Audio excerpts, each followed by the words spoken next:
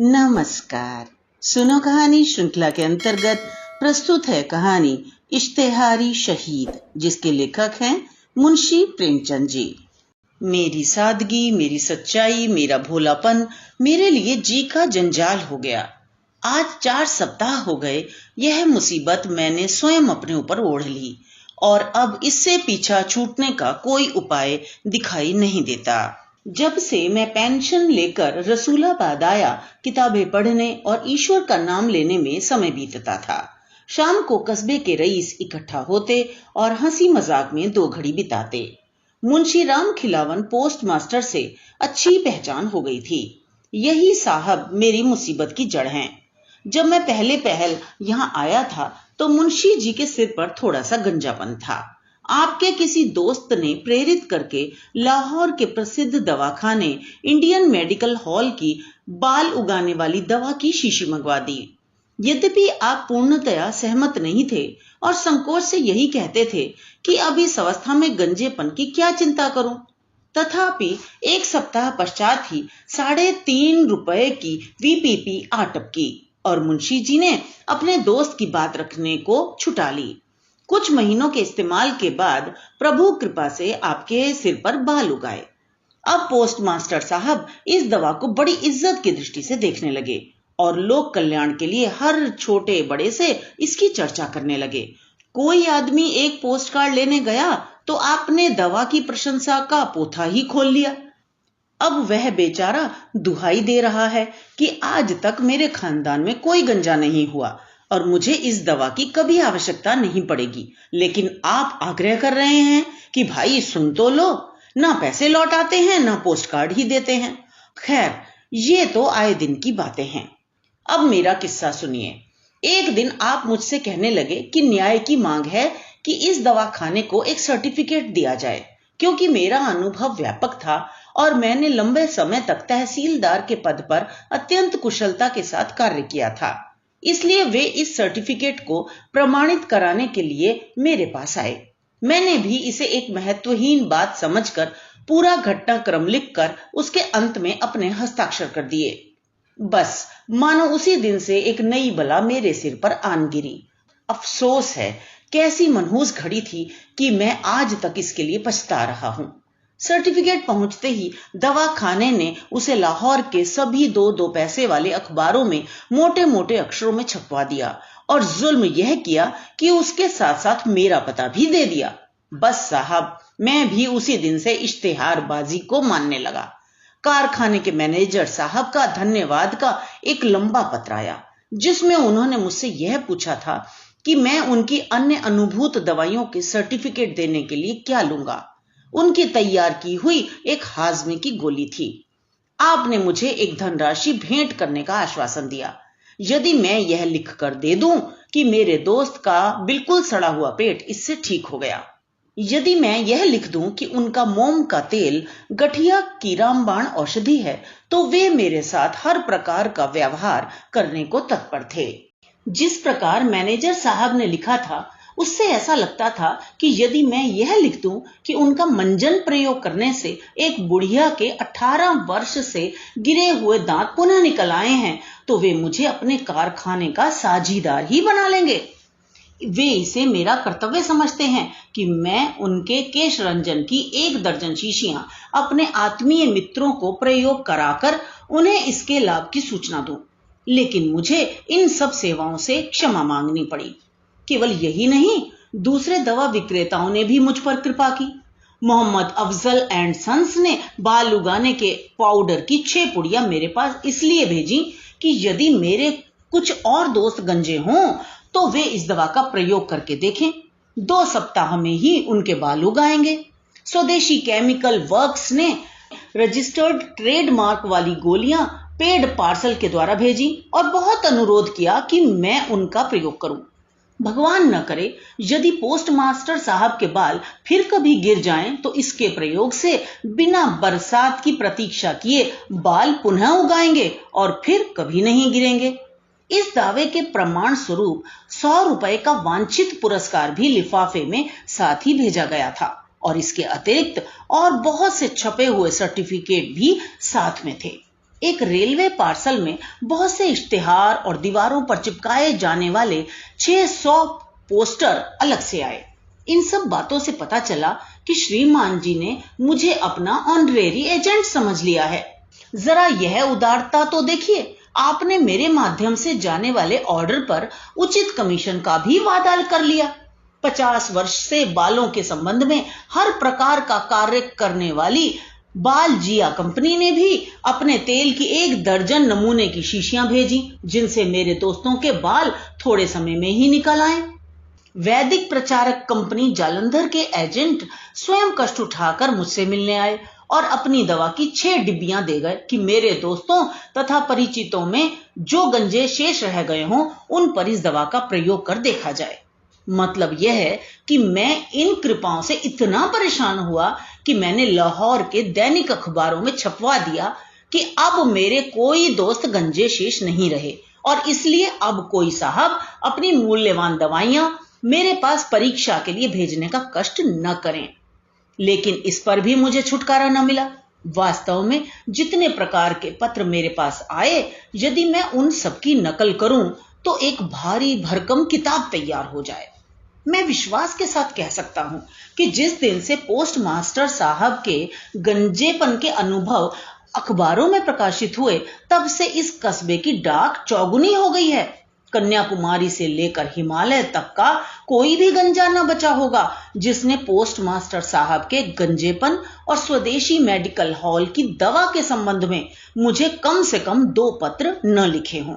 उन हजारों पत्रों से मुझे गंजों का ऐसा अनुभव हुआ है कि यदि किसी समय गंजों पर कमीशन बैठा तो मुझे विश्वास है कि वह मेरी ही अध्यक्षता में बनेगा। एक सज्जन ने बहुत प्रेम प्रदर्शन के पश्चात जिज्ञासा की कि क्या पोस्टमास्टर साहब जन्मजात गंजे थे। दूसरे सज्जन जानना चाहते थे कि क्या उनका गंजापन वंश परंपरा से चला आता था, और यदि ऐसा था तो वह उन्हें दादा या नाना किसकी ओर से उत्तराधिकार में मिला, और यह कि उनके खानदान की महिलाओं में तो गंजापन नहीं होता। एक अंग्रेज डॉक्टर कलकत्ता में बालों के संबंध में प्रयोग कर रहे थे। उन्होंने अंग्रेजी में एक चिट्ठी लिख भेजी जिसमें सिर का एक नक्शा भी बना हुआ था। पोस्ट मास्टर साहब के जो बाल गिर गए थे उस नक्शे में उन्हें पूरा करने का निवेदन था। गंजेपन के स्थान के किनारे पर कितने बाल छोटे होकर रह गए थे, प्रतिदिन कितने बाल गिरा करते थे और कितने बाल बीच से टूटे थे। ये डॉक्टर साहब बालों के संबंध में एक पुस्तिका लिख रहे थे। उसके लिए उन्हें इस प्रकार की जानकारियों की अत्यधिक आवश्यकता थी। यदि मैं उनके उत्तर लिखने का प्रयास करता तो अवश्य में भावी था कि मेरे परिजनों को उपचार हेतु मुझे आगरा के लिए चलता करना पड़ता। जिला झांसी से एक सज्जन ने पूछा कि क्या ये वही मुंशी राम खिलावन है जो उनके कस्बे में सन 1899 में पार्सल बाबू थे। उनके भी गंजापन था, और यदि ये वही सज्जन हो तो अभी तक उनके जिम्मे बकाया 15 दिन का मकान का किराया, जो कि ₹1.25 के हिसाब से 10 आने होता है, वसूल करके डाक द्वारा या दस्ती भेज दूं।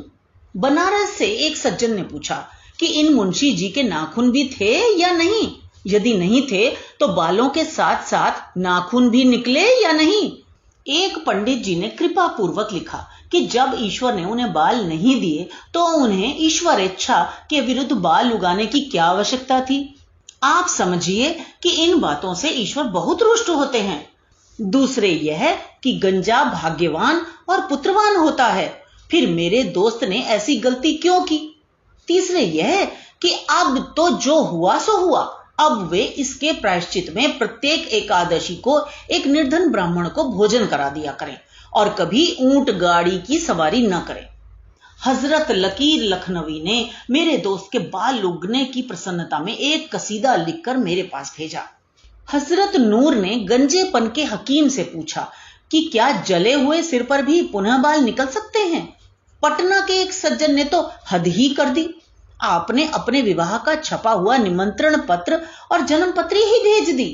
अजीमाबाद से एक हकीम साहब ने लिखा कि यदि मैं 2000 रुपए उनके पास अमानत के रूप में जमा कर दूं तो वे अपनी अनुभूत दवाइयों के इश्तिहार दें और नफे में भागीदार बनाएं। जिन्होंने अपने घोड़े के बाल बहुत अधिक कटवा दिए थे ऐसे एक सज्जन ने मुझसे उपचार पूछा कि कब तक बाल पुनः निकल सकते हैं, और यह कि पोस्टमास्टर साहब की दवा से लाभ होगा या नहीं। डिप्टी झमक लाल साहब ने पूछा कि उनकी कुतिया के बाल गर्मी में गिर जाते हैं और जानवरों पर इस दवा का क्या प्रभाव होता है। एक सज्जन का बच्चा गलती से इस दवा को पी गया और इसलिए उन्होंने मुझसे यह पूछा कि बच्चे के पेट के अंदर तो बाल नहीं निकलेंगे और उसका दम तो नहीं घुटने लगेगा। उन्होंने मुझसे सलाह भी मांगी कि यदि उसे बाल सफा की एक शीशी पिला दें तो कैसा रहे, ताकि बाल निकलने के साथ साथ ही साफ भी होते चले। कम मूंछों वाले जवानों के 1342 पत्र आए, जिन्होंने यह पूछा कि क्या इस दवा से उनकी मूंछें बढ़ जाएंगी। एक सज्जन को मूंछों की कमी के कारण पुलिस का एक पद नहीं मिलता था। उन्होंने बहुत अनुनय विनय की कि जैसे भी संभव हो उनकी मूंछों के लिए किसी भी मूल्य की कोई दवा लिखकर भेज दी जाए। कई हजार नौजवानों ने पूछा कि क्या इस दवा के प्रयोग से उनकी पत्नियों के बाल कमर तक पहुंच सकते हैं। दूर दूर के स्थानों से हजारों आदमी मुझसे मिलने और मेरी राय मांगने आए। सच पूछिए तो उन सभी ने मेरी बोलती बंद कर दी। खाना पीना, उठना बैठना, मेल जोल, स्नान ध्यान सब हराम हो गया। मतलब यह है कि जिस समय देखिए कोई ना कोई सज्जन आए डटे बैठे हैं। जहां कहीं बाहर जाता वहां भी यह बला मेरे साथ साथ ही रहती। एक बार की बात है कि मैं एक आत्मीय के विवाह में एक दूसरे शहर में गया। वहां भी सारे शहर के गंजे मेरे दर्शनों को आए। एक सज्जन ने तार देकर मुझसे पूछा कि क्या मुंशी राम खिलावन साहब दवा का प्रयोग करने से पहले सुबह शाम दोनों समय अपना सिर पानी से धोया करते थे, और यह कि वे दवा की मालिश किसी नौकर से कराते थे या स्वयं करते थे। एक दिन मैं हजामत बनवा रहा था। मेरी नाक पकड़े हुए नाई उस तरह साफ कर रहा था कि एक सज्जन दौड़ते हुए आए। पता चला कि आप स्नान कर रहे थे कि आपके सिर के 2 बाल हाथ में आ गए। बस फिर क्या था, उस समय से ही खाना पीना सब हराम है और इस होने वाले गंजेपन के भय से दुखी हैं। और मुझसे उपचार पूछने के लिए लगभग 200 मील से आ उपस्थित हुए और मुझे हकीम का विरुद्ध दे दिया। एक बार मुझे सूचना मिली कि किसी समय मुझ पर बहुत कृपालु रहे जौनपुर के कमिश्नर मिस्टर एडम्स साहब बहादुर शाम की गाड़ी से मेरे कस्बे के स्टेशन से होते हुए जा रहे हैं। मुझे उनकी कृपाएं याद थी और भैया के संबंध में भी स्मरण कराना था, इसलिए मैं उनसे भेंट करने स्टेशन को गया। रेल पर लोगों ने मेरी खुशबू सूंघ ली। फिर क्या था, सैकड़ों यात्रियों ने मुझे घेर लिया। कोई सज्जन कुछ पूछते हैं, कोई सज्जन कुछ, और मुझे साहब से भेंट नहीं करने देते। इस बखेड़े से मेरा पूरा उद्देश्य, जिसके लिए मैं इतनी दूर से आया था, व्यर्थ हो गया और मैं दांत पीस कर रह गया। हाय, मैंने कैसे बुरे समय में सर्टिफिकेट को प्रमाणित किया था कि यह बला किसी क्षण भी पीछा नहीं छोड़ती। किसी समय मैं घर से बाहर निकला। कोई सज्जन पूछ रहे हैं कि हजरत, बालों के लिए पगड़ी बांधना लाभदायक है या टोपी पहनना, और टोपियों में कौन सी टोपी को वरीयता दी जाए। यदि कोई व्यक्ति तुर्की टोपी पहनने का अभ्यस्त हो और फिर एकदम बिना सूचना के फ्लैट कैप पहनने लगे तो उसके बाल गिरने लगे। यदि मोटे कपड़े की टोपी पहनने वाला महीन कपड़े की टोपी पहनने लगे तो इसमें किसी प्रकार के भय की तो बात नहीं है। एक सज्जन रात को 2 बजे की गाड़ी से जाने वाले थे। स्टेशन जाते समय मेरे मकान से गुजरे। मुझे जगाया, मैं बाहर आया। दुआ सलाम के बाद आपने पूछा कि रेल की यात्रा में रात के समय टोपी पहने रहें या उतार कर रख दें। इसके पश्चात कहा कि मैं उनकी टोपी को तौल कर देख लूं कि वह उनके दिमाग के लिए भारी तो नहीं है, क्योंकि आपको स्मरण होता है कि कभी किसी अखबार में आपने टोपी के वजन और स्मरण शक्ति के संबंध में कुछ पढ़ा या सुना था। आपने यह भी कहा कि मेरी टोपी में ऊपर की ओर छेद नहीं है और अब नए प्रकार की टोपियां आई हैं जिनमें छेद होते हैं, इसलिए मैं भी अपनी टोपी में छेद कर लूं या लखनऊ के प्रसिद्ध टोपी वाले मियां नजफुद्दीन से छेद करा लूं। मैं आश्चर्यचकित था कि क्या उत्तर दूं। अंततः राम राम करके घड़ी देखकर आपने कहा कि अब गाड़ी का समय निकट है। मैं फिर कभी कष्ट दूंगा। मैंने इत्मीनान की सांस ली कि जान बची और लाखों पाए। किस्सा यह है कि अब मेरी जान पर आबनी है। अफसोस, मेरी जान का बीमा नहीं हुआ है, अन्यथा मैं आत्महत्या कर लेता। अब तो जान देने में पेंशन की चिंता होती है। मैंने 34.5 साल बहुत सख्त अधिकारियों की देखरेख में काम किया है। बहुत से मोर्चे जीत चुका हूं, लेकिन ये बला सिर से किसी भी प्रकार टाले नहीं टलती। आह, मेरी भलमनसाहत मेरे गले पड़ी और अब मेरी जान संकट में है। यह मुसीबत अब बिल्कुल असहनीय है।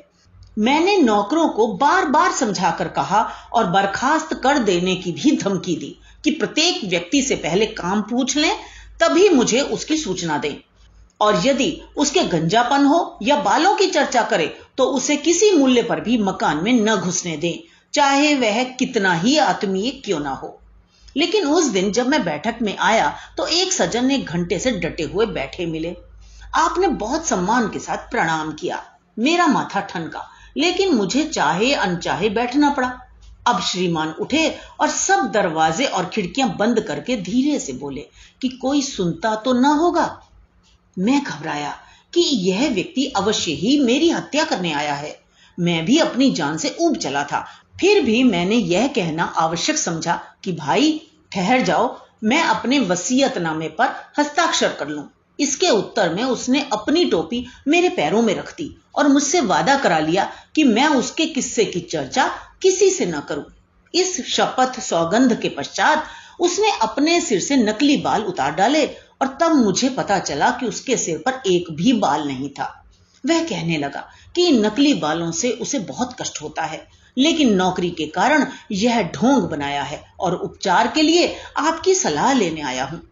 उसने अपनी जेब से एक आतशी शीशा निकालकर मुझे दिया, 2 रुपए भी भेंट किए और कहा कि इस दूरबीन से मेरा सिर देखकर बताइए कि कहीं यह असाध्य तो नहीं है।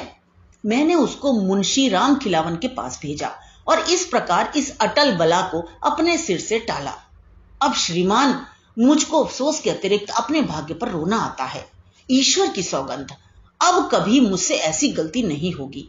मैं अपनी वसीयत में शर्त लगा जाऊंगा कि मेरे कुनबे में कभी कोई व्यक्ति किसी भी दवा को प्रमाणित ना करे, अन्यथा ब्रह्मज्ञानी मित्र इस ईश्वर के बंदे को भी पागल बना देंगे। अब चाहे स्वयं हजरत ईसा मसीह ही क्यों ना कहें, लेकिन इस पापी से पुनः इसे प्रमाणित करने की गलती नहीं होगी। जिस मुसीबत में मैं स्वयं अपनी मूर्खता से आ फंसा हूं, उसे मैं मात्र लोक कल्याण की दृष्टि से सार्वजनिक कर रहा हूं, ताकि देश के अन्य निर्दोष व्यक्ति इस बला से सुरक्षित रहें।